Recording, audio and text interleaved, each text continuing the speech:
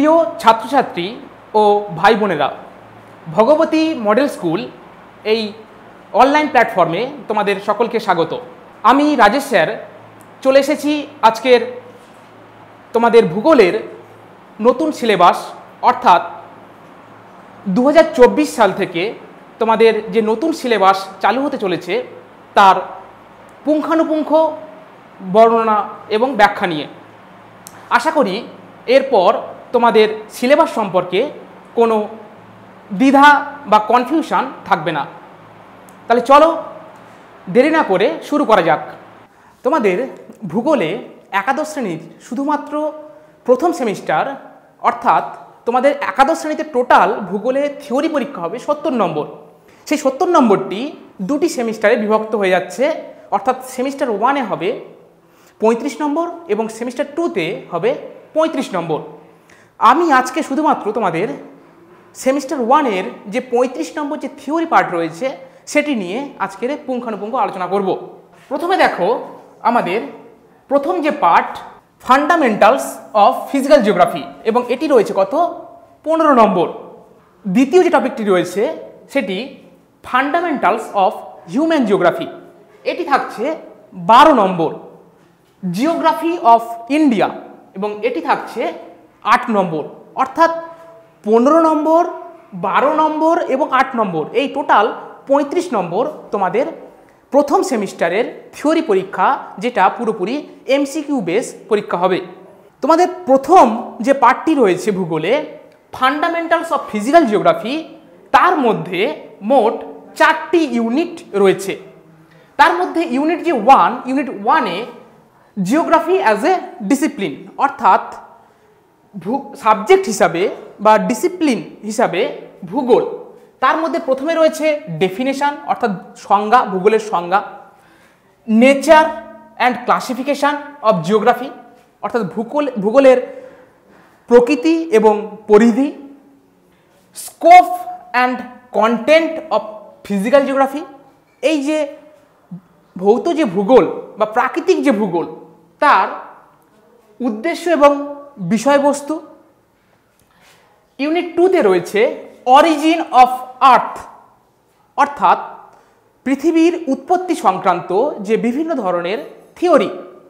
তার মধ্যে রয়েছে ক্লাসিক্যাল থিওরি, অর্থাৎ আমাদের প্রাচীনকালে যে ধ্রুপদী যে তত্ত্বগুলি যারা দিয়েছিল তাদের মধ্যে যেমন কান্ট, জিন অ্যান্ড জেফ্রি এরা রয়েছে, এবং মডার্ন থিওরি অর্থাৎ আধুনিককালে যারা পৃথিবীর উৎপত্তি সংক্রান্ত যারা তত্ত্ব দিয়ে গেছে, যেমন বিগ ব্যাং থিওরি, এগুলি আমাদেরকে এখানে পড়তে হবে।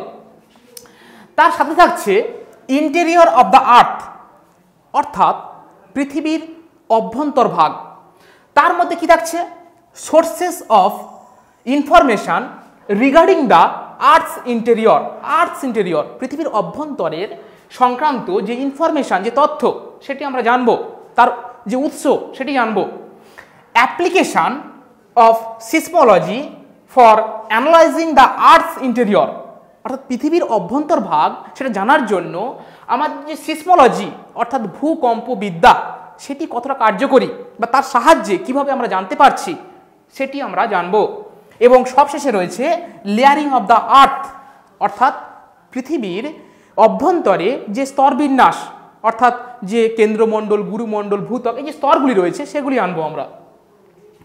এরপরে তোমাদের যে চলে আসছে ইউনিট 3-তে রয়েছে জিওমরফিক প্রসেসেস, অর্থাৎ বিভিন্ন ধরনের যে ভৌগোলিক যে প্রক্রিয়া, অর্থাৎ তার মধ্যে রয়েছে এন্ডোজেনেটিক প্রসেস অ্যান্ড এক্সোজেনেটিক প্রসেস। এন্ডোজেনেটিক মানে কি অভ্যন্তরীণ প্রক্রিয়া, অর্থাৎ পৃথিবীর যে ভূভাগ তার অভ্যন্তরে যে প্রক্রিয়াগুলি কার্যকরী। তার মধ্যে যেমন তার ডেফিনেশন অর্থাৎ সংজ্ঞা, কনসেপ্ট ধারণা, অ্যান্ড টাইপস প্রকারভেদ, অর্থাৎ অভ্যন্তরীণ যে ভূভাগ তার মধ্যে যে প্রক্রিয়াগুলি হচ্ছে তার ধারণা, সংজ্ঞা এবং প্রকারভেদ। তার মধ্যে কি কি ভলক্যান সিটি রয়েছে, তাহলে অভ্যন্তরীণ যে প্রক্রিয়াগুলি রয়েছে তার মধ্যে রয়েছে আমাদের অগ্নুদ্গম। এই অগ্নুদ্গমেরও তার definition, concept, causes and types of ভলক্যান city, অর্থাৎ এই অগ্নুদ্গমের তার সংজ্ঞা, ধারণা, কারণ এবং প্রকারভেদ আমাদেরকে পড়তে হবে।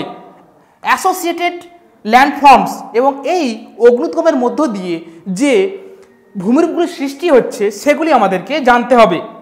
গ্লোবাল ডিস্ট্রিবিউশন অফ ভলক্যান সিটি বা ভলক্যানোজ, অর্থাৎ এই যে আমাদের পৃথিবীব্যাপী বিভিন্ন ধরনের যে আগ্নেয়গিরিগুলি যে ছড়িয়ে রয়েছে তাদের সম্পর্কে বা তাদের অবস্থান আমাদের জানতে হবে। আর্থকুইক অর্থাৎ ভূমিকম্প, এটিও কিন্তু একটি অভ্যন্তরীণ প্রক্রিয়া। তার কনসেপ্ট মানে ধারণা, অ্যান্ড ডেফিনেশন তার সংজ্ঞা of earthquake related aspect, causes and consequences, অর্থাৎ এই ভূমিকম্প তার কারণ এবং তার ফলাফল এটা আমাদের জানতে হবে। মেজারিং ইনস্ট্রুমেন্ট অর্থাৎ ভূমিকম্প পরিমাপক যে যন্ত্রগুলি রয়েছে সেগুলি, অ্যান্ড স্কেল ভূমিকম্পের তীব্রতা, ধ্বংসাত্মক ক্ষমতা এগুলি পরিমাপ করার যে স্কেলগুলি রয়েছে সেগুলি জানব। তারপরে রয়েছে global earthquake prone zone with special reference to India.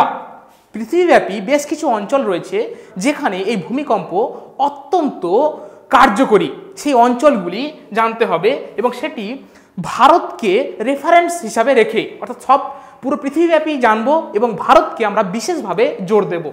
তারপরে সিকুয়েক অ্যান্ড সুনামি, অর্থাৎ যদি আমাদের সমুদ্রের তলদেশে যদি কোনো ভূমিকম্প হয়, সেই যে ভূমিকম্প সিকুয়েক অ্যান্ড সুনামি, তার ফলে সৃষ্টি হওয়া যে জলোচ্ছ্বাস সেটিও আমাদেরকে পড়তে হবে।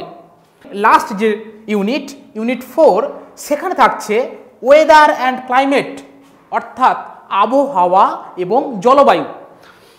সেখানে আমাদেরকে composition and structure of the atmosphere মানে কি বায়ুমণ্ডল।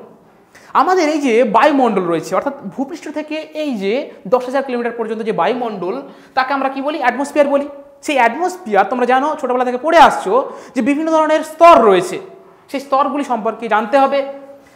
গ্যাসেস, অর্থাৎ এই বায়ুমণ্ডল কি কি গ্যাসের সংমিশ্রণে গঠিত, লিকুইড কি কি তরল রয়েছে, and solid components of the atmosphere, বায়ুমণ্ডলের মধ্যে থাকা তাহলে গ্যাস, লিকুইড এবং কঠিন যে পদার্থগুলি রয়েছে সেগুলির সংমিশ্রণে গঠিত, তাদের সম্পর্কে আমাদেরকে জানতে হচ্ছে। Layering of the atmosphere based on thermal characteristics, তাহলে আমরা বায়ুমণ্ডলকে আমরা স্তর বিন্যাস করব, স্তরে ভাগ করব কি অনুযায়ী? আমাদের থার্মাল ক্যারেক্টারিস্টিক্স অর্থাৎ তাপের বন্টন অনুযায়ী বা তাপের যে বৈশিষ্ট্য চরিত্র অনুযায়ী। তারপর এলিমেন্টাল ডিস্ট্রিবিউশন, বিভিন্ন ধরনের যে এলিমেন্টগুলো তাদের যে বন্টন। ইম্পর্টেন্স অফ ওজোনোস্ফিয়ার, তাহলে এই যে স্তরগুলো রয়েছে তার মধ্যে ওজোন স্তর একটি গুরুত্বপূর্ণ স্তর, সেই ওজোন স্তর, তার causes and consequence of ozone depletion, এবং এই যে ওজোন যে স্তর সেটা যে ধ্বংস হয় তার কারণ এবং ফলাফল সেটি সম্পর্কে আমরা এই ভৌত যে ভূগোল বা প্রাকৃতিক যে ভূগোল, ফিজিক্যাল জিওগ্রাফি, এখানে আমাদের পড়তে হবে। তার টোটাল ইউনিট 1, ইউনিট 2, ইউনিট 3 এবং ইউনিট 4 এই 4টি ইউনিট মিলিয়ে তোমাদের 15 নম্বরের শর্ট কোশ্চেন অর্থাৎ এমসিকিউ বেসড কোশ্চেন তোমাদের হবে। এবারে আমি চলে আসছি আমাদের দ্বিতীয় যে সিলেবাসের যে পার্ট, অর্থাৎ আমাদের ফান্ডামেন্টালস অফ হিউম্যান জিওগ্রাফি। তাহলে প্রথম পার্ট ছিল ফিজিক্যাল জিওগ্রাফি 15 নম্বর। তারপর দ্বিতীয় যে পার্ট সেটি হচ্ছে ফান্ডামেন্টালস অফ হিউম্যান জিওগ্রাফি, যেটি আমাদের 12 নম্বর এবং এটিও কিন্তু এমসিকিউ বেস। এখানে থাকছে ইউনিট 1 এবং ইউনিট 2। ইউনিট 1 থাকছে scope and content of human geography, অর্থাৎ মানবীয় ভূগোলের তার ধারণা এবং বিষয়বস্তু।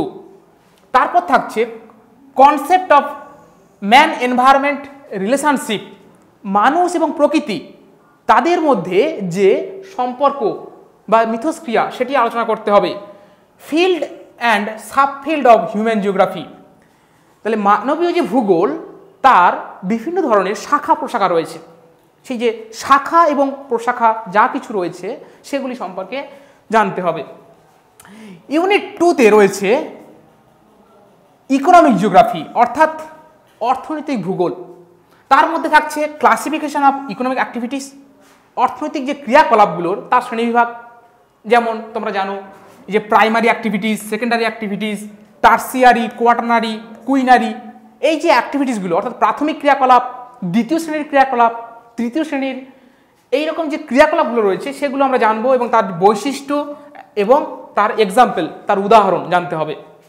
এবং ইউনিট 2তে সেখানে থাকছে এই যে অর্থনৈতিক ক্রিয়াকলাপ তার সম্পর্কে, যেমন প্রথমে রয়েছে প্রাইমারি যে অ্যাক্টিভিটি, প্রাইমারি অ্যাক্টিভিটি, তাহলে এই সমস্ত 5টি অ্যাক্টিভিটি বা 5টি কার্যকলাপ রয়েছে টোটাল, তার মধ্যে প্রথমে আমরা এখানে পড়ব প্রাইমারি যে অ্যাক্টিভিটিস, প্রাথমিক যে ক্রিয়াকলাপ সেই সম্পর্কে বিস্তারিত জানব।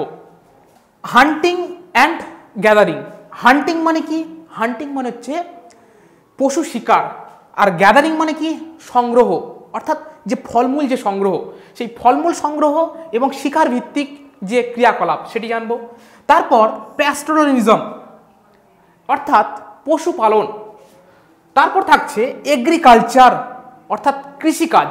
এবার কৃষিকাজের মধ্যে ভাগ রয়েছে সাবসিস্টেন্স এগ্রিকালচার অর্থাৎ সেই প্রাচীন পদ্ধতিতে কৃষিকাজ, মিক্সড এগ্রিকালচার, মার্কেট গার্ডেনিং মিশ্র কৃষি, বাগান কৃষি, বাগিচা কৃষি, অ্যান্ড ডেয়ারি ফার্মিং অর্থাৎ যেটা আমাদের পশুপালন ভিত্তিক যে কৃষি। তার প্রোডাকশান ওয়াইজ ডিস্ট্রিবিউশন অর্থাৎ তার যে উৎপাদন এবং বন্টন, and of important cash crop of 2 globally leading countries except India. অর্থাৎ এখানে আমাদেরকে ভারত ছাড়াও আরও যে কোনো দুটি দেশ সম্পর্কে তাদের এই যে আমাদের যে কৃষিকাজ বা এই সমস্ত যে প্রাথমিক ক্রিয়াকলাপ তাদের কিন্তু এই যে বন্টন এবং তার গুরুত্বপূর্ণ যে ক্যাশ ক্রপ অর্থাৎ যে খাদ্যশস্য বা বাগিচা শস্যগুলি রয়েছে সেগুলি আমাদের জানতে হবে।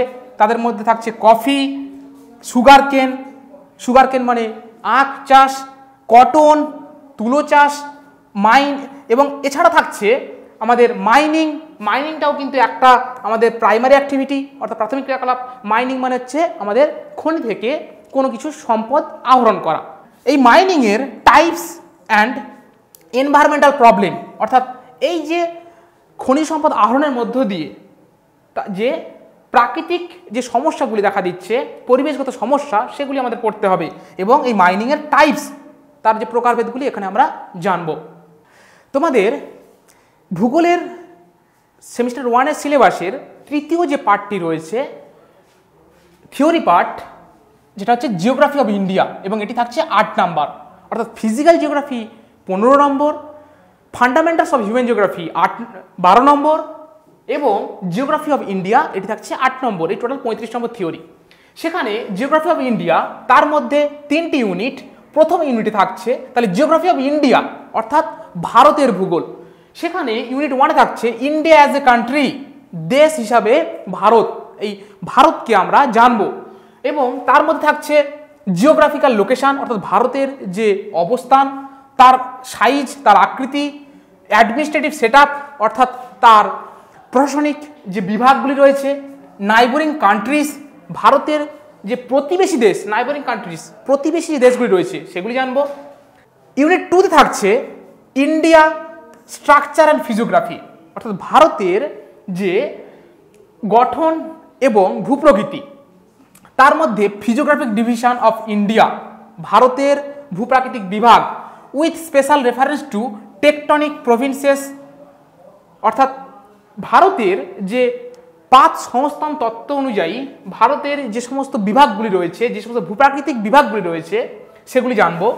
যেমন ব্র্যাকেটের মধ্যে দেওয়া আছে দেখো, peninsular, extra peninsular, Indo Gangetic, coastal plain and island অর্থাৎ পেনিনসুলার মানে উপদ্বীপ, এক্সট্রা পেনিনসুলার অর্থাৎ উপদ্বীপের পার্শ্ববর্তী অঞ্চল, ইন্ডো গাঙ্গ সমভূমি অঞ্চল, কোস্টাল প্লেন অর্থাৎ উপকূলীয় সমভূমি, অ্যান্ড আইল্যান্ড দ্বীপসমূহ।